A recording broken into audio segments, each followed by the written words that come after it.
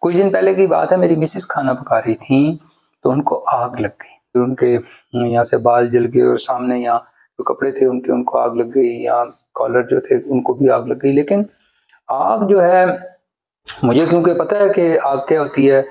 Disaster risk management میرا subject ہے اور فرسٹ ایڈ کی بھی مجھے نو ہاؤ ہے، فائر فائٹنگ کا بھی مجھے علم ہے۔ اچھا، تو میں آپ کو گزارش کروں کہ جو آگ جو ہوتی ہے یہ 3 چیزوں سے مل کر بنتی ہیں، 3 ایلیمنٹس، ایک فیول، ایک آکسیجن اور ایک ٹیمپریچر۔ یعنی یہ 3 چیزیں انٹریکٹ کریں گی تو آگ جلے گی، اور آگ کو بجھانے کا بھی طریقہ یہ ہے کہ انہی 3 چیزوں میں سے کسی ایک چیز پر آپ قابو پا لیں تو آگ بجھ جاتی ہے۔ یعنی یا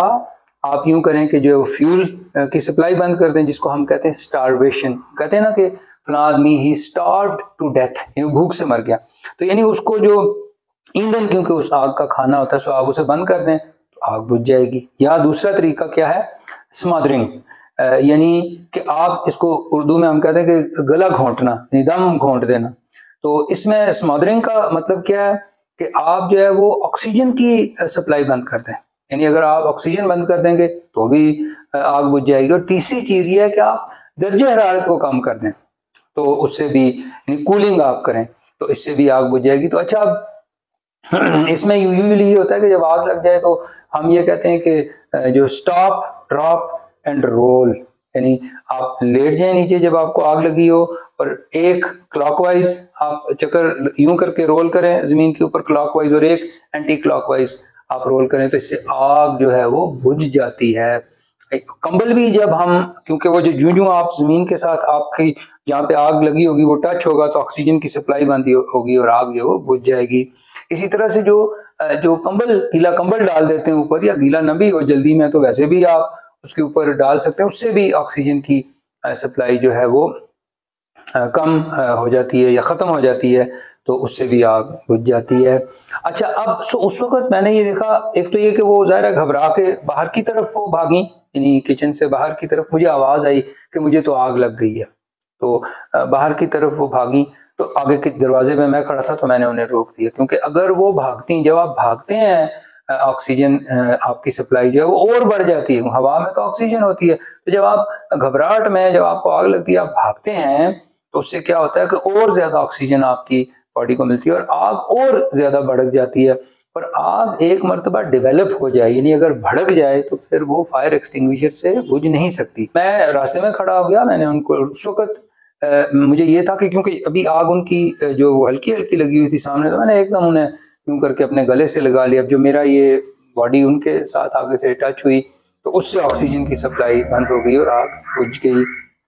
جو کالر پہ ان کی آگ تھی وہ میں نے ہاتھ سے یوں کر کے بجھا دی۔ تو وہ آگ کیونکہ اتنے انیشل سٹیجز کے اندر تھی کہ اس طرح سے میں نے بجھا دیا، لیکن ظاہر ہے کہ اگر وہ زیادہ بھڑکی ہو تو آگ اس طرح سے جیسے میں نے بجھائی ایسے آپ بجھانے کی کوشش کریں گے تو آپ کو خود بھی آگ لگ سکتی ہے۔ اچھا، اس کے بعد پھر کیا، اس کے بعد بھئی اب یہ تھا کہ مجھے، کیونکہ آگ تو مجھے اب یہ تھا کہ یہ فون گیس ہے، ہمارے گیس گھر میں سوئی گیس تو ہے نہیں کہ فون گیس سے لگی ہوگی، اب مجھے گیس کی سپلائی بھی بند کرنی ہے اور ساتھ ہی ساتھ فرسٹ ایڈ کرنی ہے اپنے مسز، کیونکہ یہاں سے ان کی گردن اور یہ جگہ جو ہے یہ جھلس گئی آگ کی وجہ سے،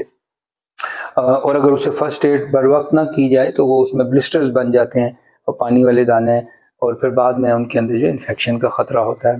تو اور پھر یا اگر انفیکشن نہ بھی ہو تو انہیں ہیل ہونے میں زیادہ وقت لگتا ہے۔ تو میں نے کیا کیا کہ ایک دم جلدی سے پہلے تو فون گیس کا وہ ریگولیٹر اتارا، اور اس کے بعد میں نے کپڑے چاہیے ٹاول گیلا کر کے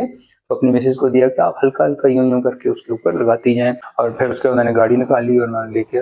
بر وقت ہم ہسپتال پہنچ گئے، اور پھر تھوڑے ہی دنوں میں، زیادہ وقت نہیں لگا، تھوڑے ہی دنوں میں وہ ریکور ہو گئی۔ ہاں البتہ ایک سائڈ سے ان کے بال جو ہے وہ جل گئے، وہ پھر ادھر سے کٹوانے پڑے بال ٹھیک کرنے کے لیے۔ گزارش یہ صرف اس لیے کر رہا ہوں کہ یہ آگ آپ کے گھر بھی لگ سکتی ہے، تو اگر مجھے فائر فائٹنگ کی نو ہاؤ نہ ہوتی یا مجھے یہ فرسٹ ایڈ کی نو ہاؤ نہ ہوتی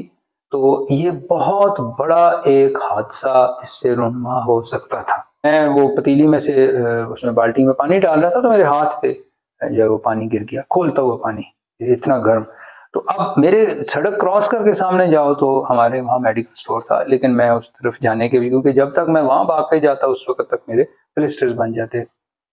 تو میں نے کیا کیا کہ جو پانی کے اندر ہاتھ ڈال دیا، نلکا کھولا اور اس کے نیچے پانی اپنا ہاتھ ڈال دیا. یہ جو فرسٹ ڈگری برن ہوتا ہے جو آپ کی جس میں اسکن سرخ ہو جاتی ہے, سیکنڈ ڈگری برن میں آپ کے بلسٹرز بنتے ہیں. تو جو فرسٹ ڈگری برن ہے اس میں آپ کم از کم 10 منٹ آپ کو پانی کے نیچے اپنا ہاتھ رکھ دینا چاہیے. تو پھر اس کے بعد یہ نہ تو آپ کی سویلنگ ہوتی ہے نہ بلسٹرز بنتے ہیں, اور بڑے جلدی وہ جو سرخی ہوتی ہے وہ بھی آپ کی غائب ہو جاتی ہے. تو 10 منٹ میں نے اس کے نیچے اپنا ہاتھ رکھا اور 10 منٹ کے بعد میں آرام سے گیا اور جا کے میں نے آئنٹمنٹ لی میڈیکل سٹور سے اور اپلائی کر دی, کوئی مجھے پرابلم نہیں ہوئی. اگر یہ مجھے چھوٹی سی بات نہ معلوم ہوتی تو اس سے کتنی سیریس کمپلیکیشن ہو سکتی تھی. اگر میں اس ملک کا وزیر اعظم ہوں تو آپ یقین مانیے کہ میں یہ اس قسم کا جو ہے لیجسلیشن کرا دوں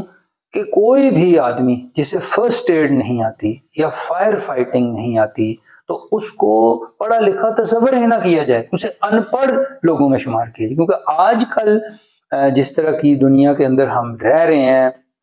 اس کے اندر یعنی ہر طرف سے ہم حادثات میں طرح طرح کے گھرے ہوئے ہیں, طرح طرح کے ڈیزاسٹرز جو ہے وہ ان سے ہمیں خطرہ ہوتا ہے. تو اگر ہمیں فرسٹ ایڈ بھی نہیں آتی, یعنی آپ اپنے آپ کو نہیں بچا سکتے, آپ کسی دوسرے کو نہیں بچا سکتے,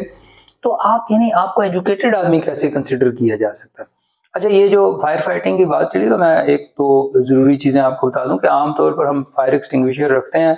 اپنے جو کچن میں یا گھر میں, تو یہ ذہن میں رکھنا چاہیے کہ ہر فائر ایکسٹنگوشر ہر طرح کی آگ کے لیے نہیں ہوتا. آگ کی 6 قسمیں ہوتی ہیں. پہلی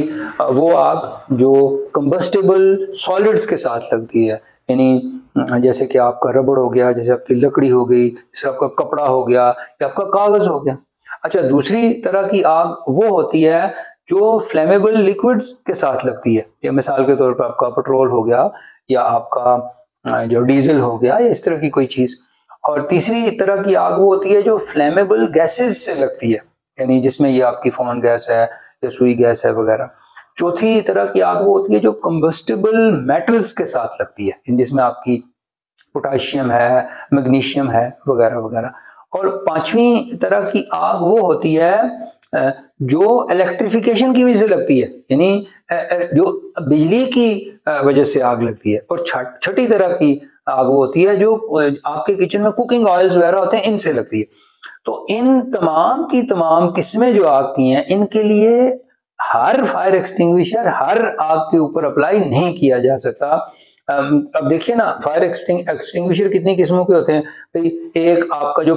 واٹر فائر ایکسٹنگوشر ہے جس کے اندر پانی ہوتا ہے, دوسرا ہے جس کے اندر فوم ہوتی ہے,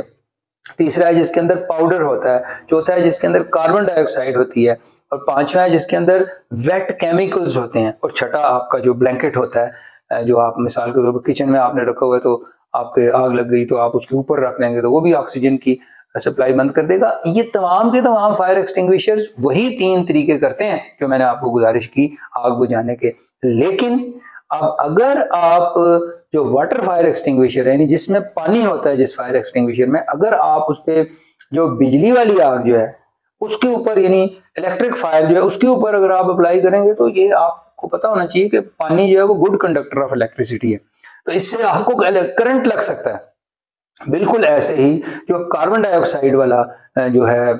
فائر ایکسٹنگوشر ہے وہ اگر آپ اپلائی کریں گے کسی کنفائنڈ اسپیس میں, یعنی تنگ جگہ ہے, کوئی مثلا چھوٹا سا کچن ہے اس کے اندر آپ کی آگ لگ گئی, آپ کاربن ڈائی آکسائڈ والا جو فائر ایکسٹنگوشر اگر آپ اپلائی کریں گے اس کے اوپر تو وہ کیا کرے گا, وہ تو ظاہر ہے اسمدرنگ کے ذریعے ہی آگ بجھائے گا, نہیں گلا گھونٹ کے, یعنی آکسیجن کی سپلائی بند کرے گا آگ کی. تو آپ خود بھی تو پھر آکسیجن پر ہی زندہ رہتے ہیں نا,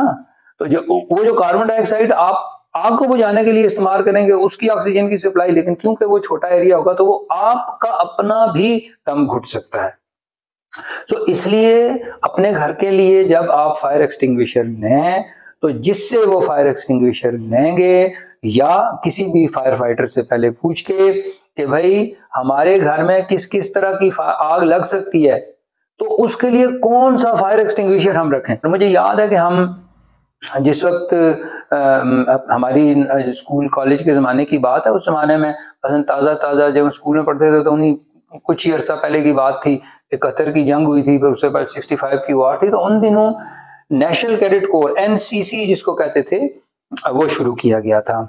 یعنی یہ کیوں شروع کیا گیا تھا کہ بھئی تمام جو بچے کالج میں جاتے ہیں وہ یہ ٹریننگ کریں کہ بھئی اگر جنگ ہو تو اس میں وہ کام آ سکے، یہ ٹریننگ ان کی، اور وہ بھی محاذ پر جا کر جنگ کر سکیں۔ تو 20 نمبر ہوتے تھے NCC کے، یعنی وہ 20 نمبروں کے لیے پھر سب لوگ سیریس لیتے تھے اس NCC کی ٹریننگ کو۔ تو کیوں یہ نہیں ہو سکتا کہ ہم میٹرک تک کے لیے اسکول کے لیے جو ہے وہ فرسٹ ایڈ کی لازمی اس کو کریکولم کا حصہ بنا دیں، اور اس کے لیے ہم 20 نمبر رکھ دیں، اور فرسٹ ایئر سیکنڈ ایئر میں فائر فائٹنگ کی کمپریہنسو ٹریننگ جو ہے اس کو لازمی قرار دے دیں، اور اس کے لیے ہم جو ہے وہ 10 یا 20 نمبر رکھ دیں۔ کیا اس میں مشکل ہے؟ اگر حکومت نہیں کر رہی تو فورس کرے اپنے اسکولوں کو۔ یاد رکھیے کہ کسی قسم کی بھی جو ایمرجنسی ہوتی ہے اس کے اوپر اگر بر وقت قابو نہ پایا جا سکے تو وہ ڈیزاسٹر میں تبدیل ہو جاتی ہے۔ ڈیزاسٹر میں تبدیل ہونے کا مطلب یہ ہے کہ پھر آپ اندرونی وسائل سے اس پر قابو نہیں پا سکتے، آپ کو بیرونی وسائل کی ضرورت ہوتی ہے، اور نقصان کا اندیشہ بہت بڑھ جاتا ہے۔ تو اسی لیے کہتے ہیں کہ وکٹمز آر دی فرسٹ ریسپونڈرز، کہ when you are in an emergency there will be only 2 hands to support you, and those 2 hands will be at the end of your arms۔ تو کسی دوسرے کی موٹیویشن کا انتظار مت کیجیے، اور اگر اسکولوں کالجوں میں بھی آپ فورس نہیں کر سکتے، انہیں موٹیویٹ نہیں کر سکتے کہ اسے وہ کریکولم کا حصہ بنائے فائر فائٹنگ اور فرسٹ ایڈ کو، تو آپ خود تو سیکھ سکتے ہیں اور اپنے بچوں کو تو سکھا سکتے ہیں۔ اس سے آپ کو کس نے روکا ہوا ہے؟